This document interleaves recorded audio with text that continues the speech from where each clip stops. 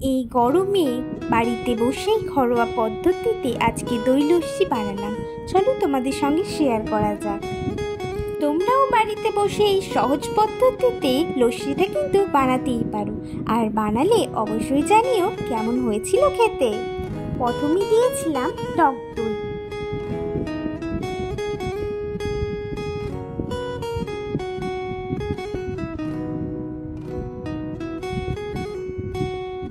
তারপরে দিয়েছিলাম পরিমাণ মতো চিনি।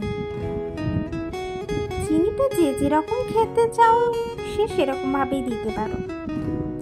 আমি একটু টকটা কম খাই, তাই চিনিটা বেশি দিয়েছিলাম। আর এটা দিয়েছিলাম গোলমরিচ গুঁড়ো।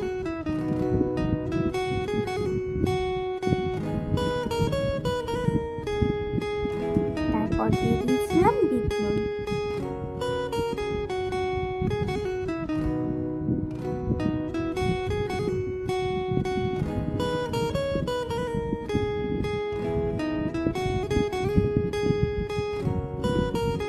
তারপরে দিয়েছিলাম বাদাম, যেগুলো আমি হাতে করে গুঁড়ো করে রেখেছিলাম।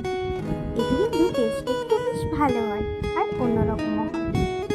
তারপরে দিয়েছিলাম ফ্রিজ থেকে বের করে ঠান্ডা ঠান্ডা জল। ব্যাস, এবারে সব একসঙ্গে মিক্সিং গ্রাইন্ডারে দিয়ে মিক্স করে নিলেই রেডি আমাদের দই লস্যি। এরপর হচ্ছে টেস্টের পালা।